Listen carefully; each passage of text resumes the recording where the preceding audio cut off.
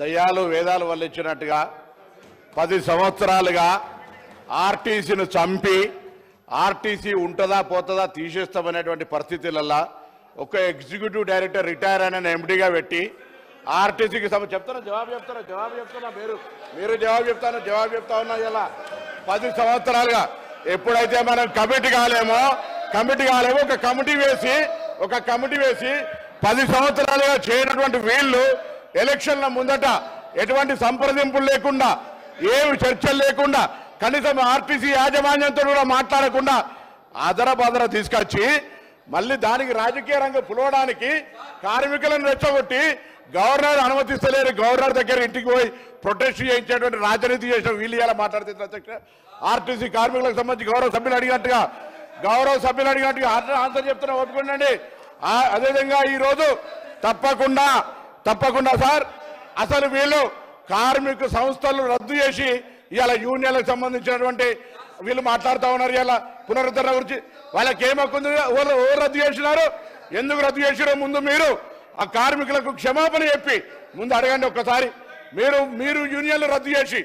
మీరు ఆర్టీసీ గౌరవ అధ్యక్షులు మీరు మీ కుటుంబ సభ్యులు ఉండి వాళ్ళు అన్నమో రామచంద్ర అంటుంటే కూడా చచ్చిపోతే కూడా 50 రోజులు సమ్మె చేస్తే పట్టించుకొని మీరు ఒక్క బస్సు కొనే అధ్యక్ష 10 సంవత్సరాలుగా గౌరవ ముఖ్యమంత్రి గారు మా ప్రభుత్వం వచ్చిన తర్వాత బరాబరిగా ప్రభుత్వం బస్సులు కొన్నది అంతేకాదు 2013 నుంచి పెండింగ్ లో ఉన్నటువంటి 280 కోట్ల బకాయిలను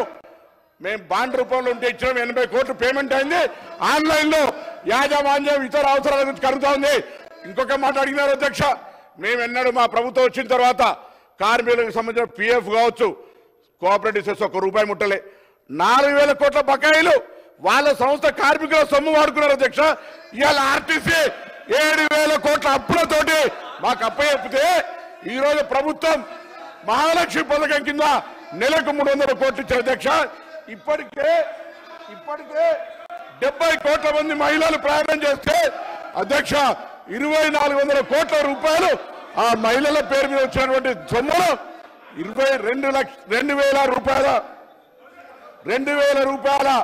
2,000 కోట్లను ప్రభుత్వం తరఫున ఆర్టీసీకి ఇచ్చినాం ఆర్టీసీ ఇంకొక మాట చెప్తా ఉన్నారు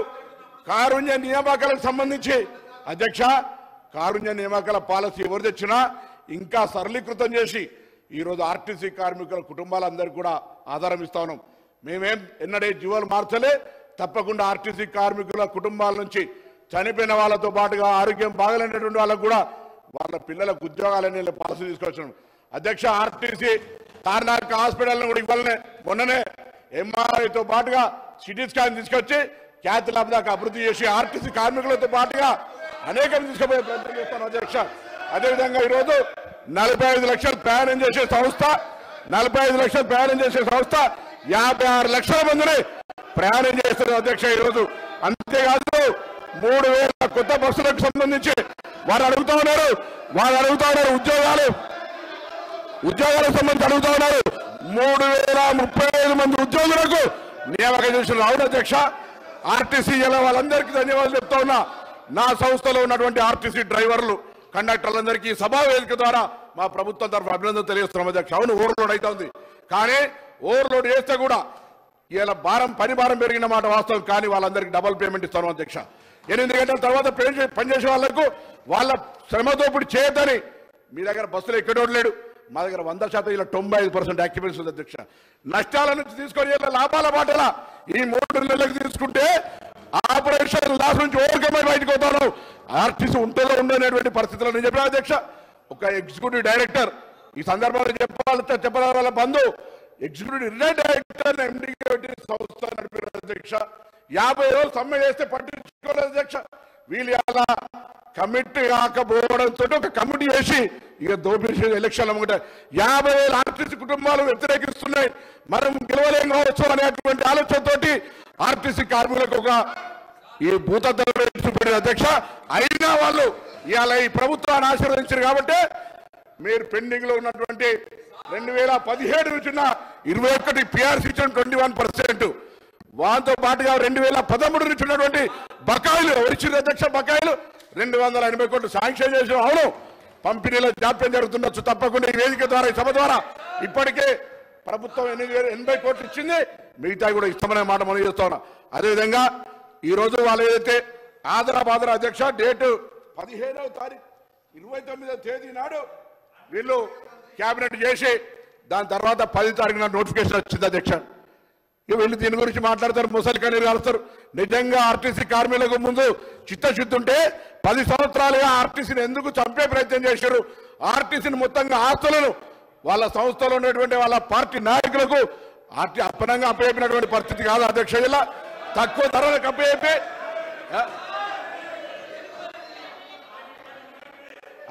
మీ శాసనసభ్యులకు ఆనాడు మీ ఇష్టం ఉన్నట్టుగా ఆర్టీసీ ఆస్తులు ఇచ్చుకున్నటువంటి పరిస్థితి కాదు అధ్యక్ష.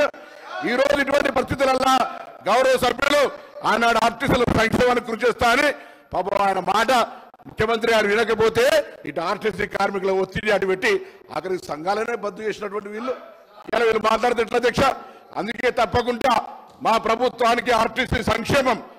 ప్రజల రవాణా సౌకర్యం, ఆ విధంగా కార్మికుల సంక్షేమం మా బాధ్యత. మేము ఈ 3 అంశాలను స్ఫూర్తిగా తీసుకొని ఎక్కడ కూడా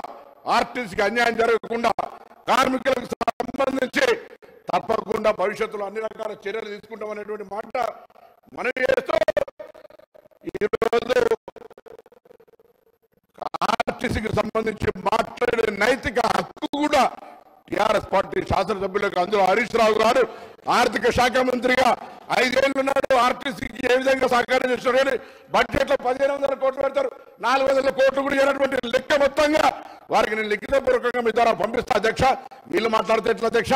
ఇవాళ మేము 2400 కోట్లు మహాలక్ష్మి కింద ఇచ్చినటువంటి సొమ్ములో దాదాపు 2000 కోట్ల రూపాయలు ఇప్పటికే ఆర్టీసీకి ఇచ్చినాం. 280 కోట్ల బాండ్ రూపంలో 80 కోట్లు ఇచ్చినాం. 21% పిఆర్సీ 35 కోట్లు అదనం బాగా పడుతున్నా ఆర్టీసీ మీద నిర్ణయం తీసుకున్నాం. భవిష్యత్తులో అన్ని రకాల ఆర్టీసీ సంక్షేమానికి సంబంధించి నిర్ణయాలు తీసుకున్నాం అధ్యక్షుడు. ఒకసారి వాళ్ళు అడగండి, ఇవన్నీ మాట్లాడిన వాళ్ళు వాళ్ళ ఆర్మూరు ఎమ్మెల్యే జీవన్ రెడ్డి గారు, వాళ్ళ ఆనాడు ఉన్నటువంటి ఎంపీ లేదా ఇంకొక గతంలో ఉన్నటువంటి ఎంపీ ఇవన్నీ తీసుకున్న ఆస్తులు ఆనాడు మీకేమనిపించలేదు అధ్యక్ష? ఆర్టీసీ సంక్షేమం ఆనాడు ఎడవలేదా? నేను అన్నిటికంటే ఒక ప్రశ్న అడుగుతాను వీళ్ళను. అసలు ఆర్టీసీ లాంటి సంస్థకు ఇవాళ ఒక రిటైర్డ్ ఈడీని ఎందుకు ఎండీ పెట్టినారో చెప్పమని అడుగుతూ తప్పకుండా మరొకసారి ప్రభుత్వం పక్షాన మీ ద్వారా సభందరికి కూడా సమస్త ఆర్టీసీ కార్మికులు చెప్తాను, తప్పకుండా ప్రభుత్వం ఈ అంశం పరిశీలనలో ఉంది. వాళ్ళు కమిటీ కాక ఒక కమిటీ చేసి జాప్యం చేసేటప్పుడు మేము దాని మీద చర్చల ప్రక్రియ ఇతరతర కార్యక్రమాలు తీసుకుంటాను. తప్పకుండా దానికి సంబంధించి ఆర్టీసీ కార్మికులకు ఎక్కడ కూడా ఇబ్బంది లేకుండా ఉండే విధంగా చర్యలు తీసుకుంటాననే మాట సందర్భంగా మనం చేస్తా ఉన్నాం.